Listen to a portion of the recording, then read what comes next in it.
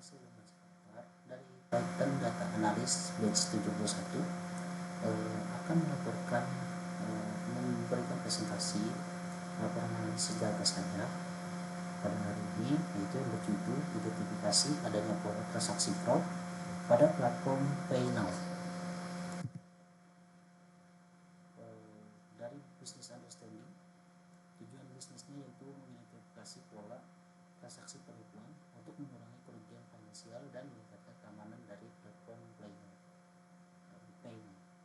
Definisi masalahnya yaitu adanya peningkatan transaksi fraud yang belum teridentifikasi polanya secara jelas. Lalu pertanyaan kunci dari presentasi tersebut yaitu apa saja karakteristik umum dari transaksi fraud, yaitu yang kedua, apakah ada pola waktu atau dari jam atau dari hari tertentu, ketiga, bagaimana perbandingan nilai transaksi antara yang fraud dan non fraud. Lalu kita akan mengenali dari datanya. Pertama kita mengecek dulu informasi dari datasetnya, yaitu datasetnya berisi informasi tentang transaction ID, user ID, transaction type, payment methodnya, device ID-nya, IP address dari device-nya, billing country-nya, dan informasi bahwa transaksi ini fraud atau tidak dalam bentuk fraud. Lalu dari dataset ini ada duplikat data, ada nilai yang hilang, dan ada variasi dari format data. Interpretasi singkat saya yaitu tipe data dari dataset ada yang belum sepenuhnya diperbaiki. Lalu tidak dapat terlihat untuk transaction amount, untuk nilai rata-rata, standar deviasi dan sebagainya karena tipe data tidak belum atau belum disesuaikan.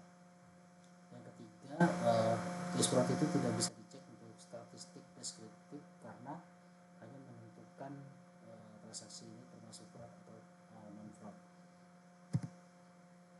Oke, jadi dari data preparation atau cleaningnya, ini jadi dari setiap kolomnya dari transaction ID bahwa kolom yang transaction ID ini akan dijadikan sebagai indeks. Lalu kita akan menghapus baris yang duplikat dari transaction ID ini karena transaction ID ini bersifat unik. Lalu dari transaction time kita akan merubah format waktunya seperti yang saya tampilkan. Lalu jika ada yang hilang nilainya atau dianggap null atau none, kita akan melakukan interpolasi waktu berdasarkan nilai dari sebelum atau sesudahnya transaksi, karena urutan dari transaction time itu berdasarkan transaction ID juga. Lalu ketiga ada transaction amount. Ada beberapa format yang menggunakan dolar atau yang menggunakan koma atau yang titik dua, itu kita perbaiki dulu. Lalu hapus baris yang tidak memiliki nilai seperti non null karena dianggap transaction gagal, kecuali nilai 0 karena dianggap valid nilai. Lalu yang keempat ada payment methodnya. Payment methodnya itu kita menormalisasi teksnya saja. Nah, karena ada beberapa teks, contohnya seperti credit card dengan huruf kecil, ada yang dengan huruf besar, ada yang dengan underscore. Nah, kita ubah menjadi kredit spasi K. Lalu yang kelima, device ID-nya. Ada beberapa nilai yang kosong dari device ID. Kita akan mengisi berdasarkan user ID. Kita akan mengecek user ID itu biasanya sih menggunakan device ID yang sama. Lalu IP address-nya, IP address jika ada nilai yang kosong kita akan mengambil dari nilainya device ID. Biasanya juga sama. Jadi kalau device ID itu IP address-nya akan sama kurang lebih dengan device ID. Lalu billing country-nya, karena format kebanyakan menggunakan format alphabet code, jadi kita akan ubah semua menjadi alphabet code, dan contohnya seperti USA akan kita ubah jadi US. Yang kedua, yang kalau ada nilai kosong kita akan mengisinya berdasarkan device ID atau user ID. Jika tidak ditemukan juga, berarti kita isi berdasarkan none jika ada nilainya. Yang terakhir is fraud, dari nilai 0 dan 1 kita akan ubah menjadi tipe boolean saja supaya lebih mudah. Jika ada nilai yang kosong seperti none atau null akan dianggap sebagai false. Lalu setelah kita cleaning, ini interpretasi singkat dari dataset, yaitu dari kolom transaksi amount, yaitu terhitung ada 325 transaksi, lalu rata-ratanya yaitu sekitar 631 yang cukup tinggi dibanding dengan mediannya. Mediannya nanti kita bacakan di bawah, yaitu 165. Ini menunjukkan adanya transaksi bernilai besar yang mempengaruhi rata-ratanya. Lalu mediannya yaitu 165 tadi yang sudah disebutkan, jauh lebih kecil dari rata-rata, mengindikasikan distribusi rescue atau banyak transaksi kecil, sedikit transaksi sangat besar. Lalu standar deviasinya itu yaitu 2691.07 yang menandakan bahwa variasi nilai transaksi sangat tinggi, adanya perbedaan besar antara transaksi kecil dan transaksi besar. Lalu untuk nilai minimumnya itu nilainya negatif karena kemungkinan menunjukkan itu nilai refund atau kesalahan input. Cuma saya menganggapnya itu nilai refund karena negatif itu masih berupa nilai. Untuk maksimumnya itu di nilai 31.000. Jadi ini outliernya sangat tinggi gitu. Tapi ini dianggap sebagai nilai.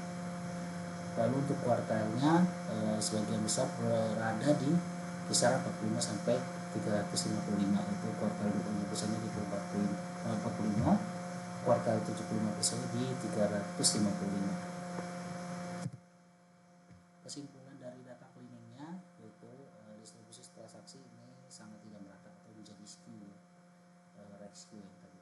Lalu kedua, ada outlier besar yang mempengaruhi rata-rata, jadi rata-ratanya tidak bagus seperti di slide sebelumnya.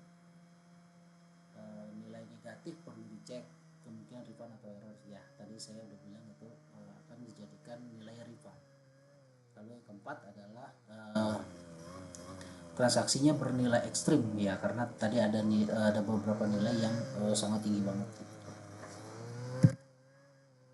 Berikut ini adalah modeling dari dataset yang sudah di cleaning. Saya mengambil modeling ini yaitu tren harian transaksi fraud berdasarkan hari. Untuk yang pertama yang di atas terlihat di beberapa hari ada kurang lebih 5 transaksi di setiap harinya.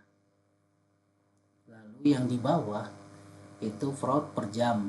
Nah, terlihat di sekitar jam 2 dini hari itu yang tertinggi. Lalu di nomor 2-nya jam 2 siang untuk yang tertinggi. Lalu ini visualisasi tentang jumlah transaksi fraud versus non fraud berdasarkan metode pembayaran.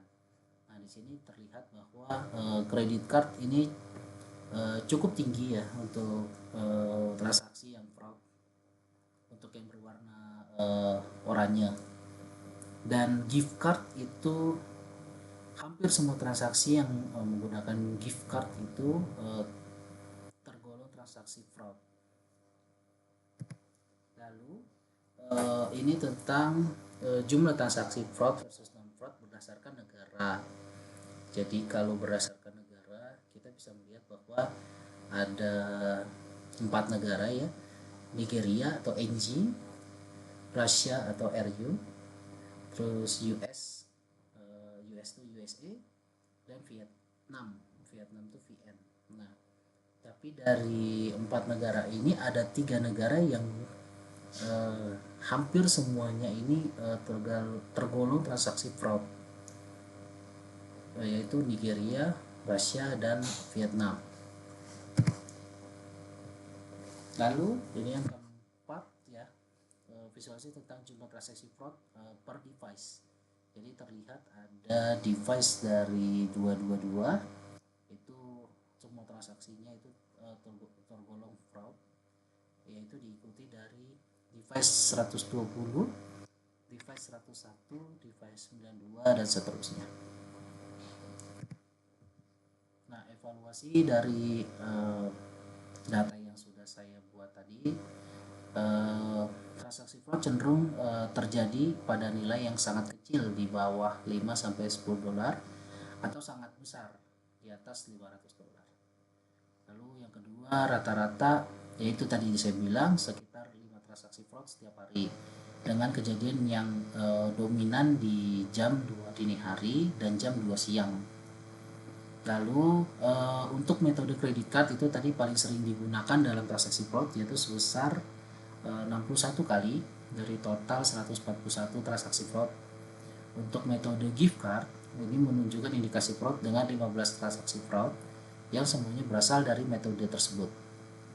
Lalu untuk transaksi fraud seringnya berasal dari negara Nigeria, Vietnam, Rusia, dan Amerika Serikat tadi. Cuma yang hampir semua adalah Nigeria, Vietnam, dan Rusia. Lalu perangkat dari device DEF222 itu yang paling sering digunakan dalam transaksi fraud, diikuti DEF120, 101, 092, 220, dan 122.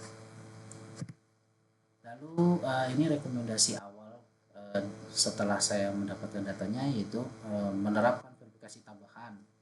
Contohnya verifikasi email, pemindaian wajah atau autentikasi multifaktor atau MFA bisa dibilang untuk transaksi dengan nominal yang sangat kecil dan yang sangat besar. Ini juga sebenarnya sih untuk semua transaksi di awal ya, karena untuk memperbaiki keamanan dari setiap transaksi user. Lalu yang kedua, membatasi transaksi pada jam-jam rawan. Jika melakukan lebih dari satu kali transaksi mungkin akan ditambahkan verifikasi tambahan.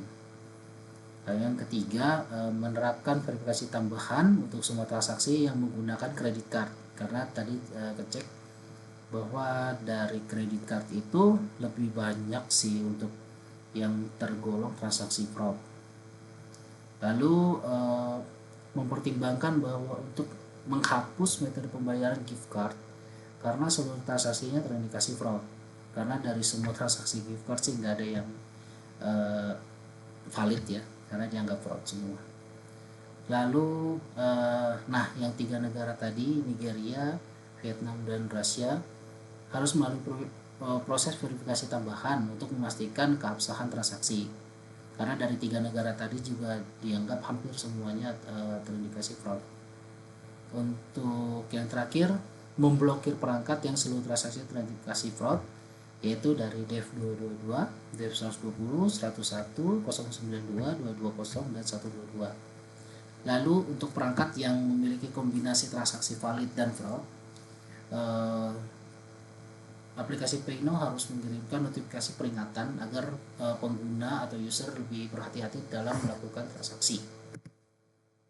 Jadi kesimpulan dari pengambilan data tadi yaitu berdasarkan analisis karakteristik saya dan direkomendasikan bahwa yang dapat saya simpulkan adalah transaksi fraud memiliki pola yang cukup jelas baik dari segi waktu, nominal, metode pembayaran, asal negara maupun perangkat yang digunakan. Itu tadi kebaca ya. Lalu yang kedua, waktu transaksi menunjukkan kecenderungan fraud terjadi pada jam-jam tertentu, terutama dini hari dan siang hari. Nominal yang ekstrim juga, yang sangat kecil atau yang sangat besar menjadi indikator penting dalam pendeteksian potensi transaksi fraud. Lalu metode pembayaran tertentu juga tadi seperti kredit card dan gift card memiliki tingkat risiko yang lebih tinggi dan perlu pengawasan khusus.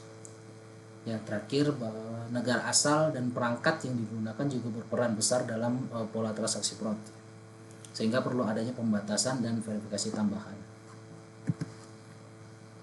Untuk itu, rekomendasi pencegahan yang diajukan bertujuan untuk memperketat proses verifikasi pada transaksi yang berisiko tinggi. Lalu yang kedua, membatasi akses dari sumber-sumber yang terbukti sering terlibat dalam transaksi fraud. Yang ketiga, meningkatkan keamanan sistem dengan pendekatan berbasis data dan pola perilaku.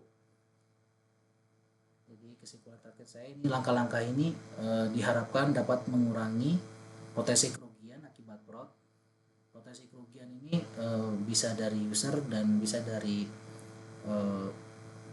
pihak Paynow sendiri, yaitu agar dari Paynow itu dapat meningkatkan kepercayaan dari user di aplikasi Paynow terhadap sistem transaksi yang digunakan oleh para user. Demikian presentasi saya. Terima kasih.